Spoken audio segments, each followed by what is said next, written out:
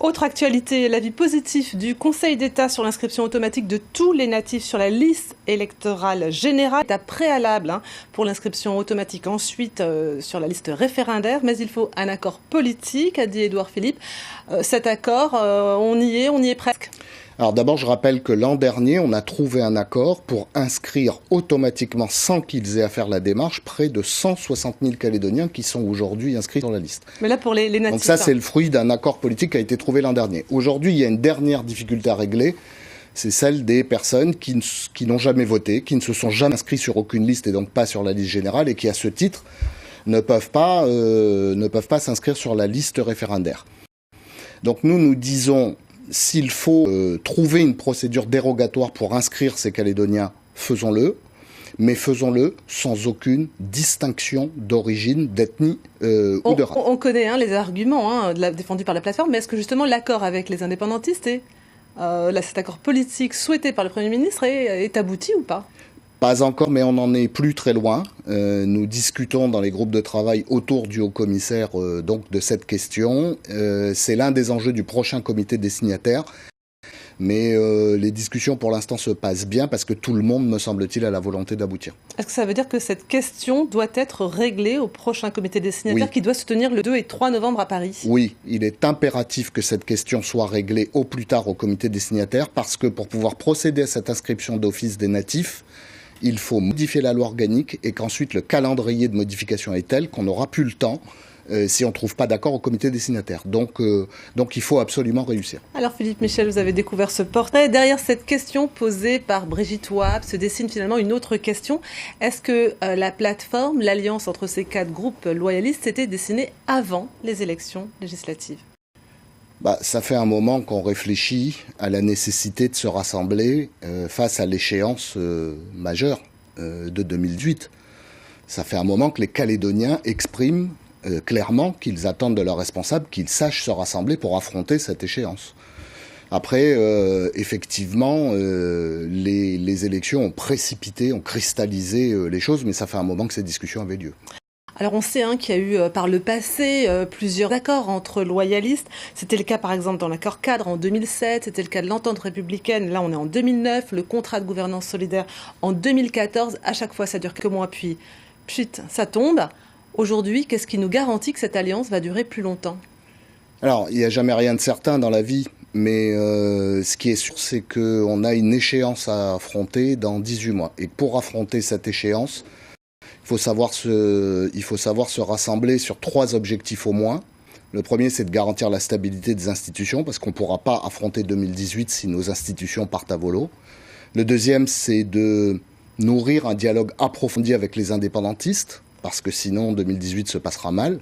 Et puis le troisième, c'est de garantir la meilleure sortie possible de l'accord de Nouméa. Alors, on revient justement sur le premier point. Vous le dites vous-même, la vocation première de l'intergroupe, c'est de garantir la stabilité des institutions. Ce n'est pas le cas au gouvernement. Voilà, depuis ça fait un mois qu'il n'y a ni président ni vice-président. Est-ce que la plateforme vit finalement son premier échec ? Non. Dans cette crise. Non, la plateforme, elle a les idées parfaitement claires sur ce qu'il faut faire au gouvernement. Simplement, il y a un membre du gouvernement sur 11, qui prend l'institution en otage et qui refuse de voter pour une présidence non indépendantiste, alors que la majorité du Congrès et du gouvernement est clairement non indépendantiste. Parce qu'ils cherchent à extorquer un certain nombre d'avantages à la plateforme, ce qui est évidemment hors de question. Quels sont ces avantages ? Des postes, des avantages particuliers pour les uns ou pour les autres, ce qui est une forme de chantage, je dis les choses très clairement. On a aujourd'hui la première institution de Nouvelle-Calédonie qui est prise en otage par un seul groupe politique et un seul élu sur 11. Alors, vous parlez évidemment du groupe des Républicains calédoniens qui est emmené par Sonia Abakas avec Harold Martin.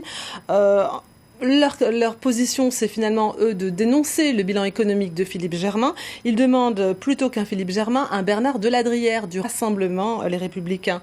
Est-ce que cette proposition fait l'objet de négociations en cours ou vous n'avez aucun contact avec eux ? Non, mais vous comprenez bien qu'il est hors de question de discuter avec un groupe de 6 élus sur 54 au Congrès ou un membre sur 11 au gouvernement pour que ce soit lui qui choisisse le président et la ligne politique du gouvernement. Ça veut dire que vous choisissez plutôt de travailler avec les indépendantistes plutôt qu'avec le camp loyaliste et de rassembler au-delà de la plateforme ? On travaille avec tous ceux qui respectent d'abord nos institutions et la légitimité démocratique des uns et des autres. Il y a un doute sur la tenue de ce rendez-vous important dans l'histoire institutionnelle de la Calédonie si le gouvernement n'est pas constitué à temps. Non, pour moi, c'est deux choses totalement différentes.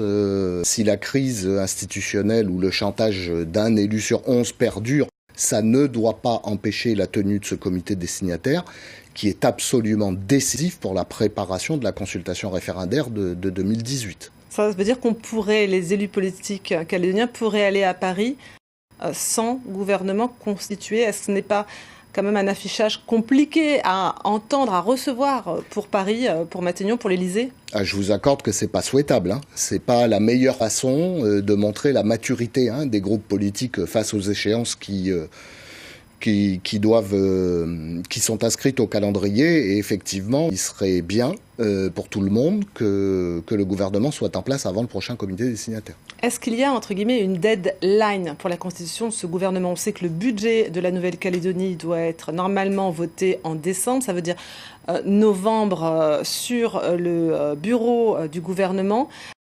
La deadline, c'est quand pour vous ? La loi organique nous dit que le projet de budget 2018 doit être déposé sur le bureau du Congrès, donc arrêté par le gouvernement avant le 15 novembre. Donc le temps commence à presser et la plaisanterie a assez duré. Effectivement, il est plus que temps, à la fois pour le comité des signataires de début novembre et pour le vote du budget en fin d'année, que les institutions, que la première institution du pays puisse fonctionner normalement. Alors, dans le CAP 2018, il y a bien sûr l'ONU qui va s'intéresser dès mardi prochain à l'avenir institutionnel de la Nouvelle-Calédonie. Les délégations politiques partent finalement en rang séparés. On a d'un côté le FLNKS, de l'autre la plateforme, des représentants de la plateforme, et puis Philippe Germain également présent. Les loyalistes veulent finalement la désinscription de la Nouvelle-Calédonie. C'est ce qu'a dit Gaël Yano de la liste des pays à décoloniser. Alors là, vous n'êtes plus en accord avec votre partenaire de la plateforme ? Je trouve que Gaël Yano va peut-être un peu vite en besogne.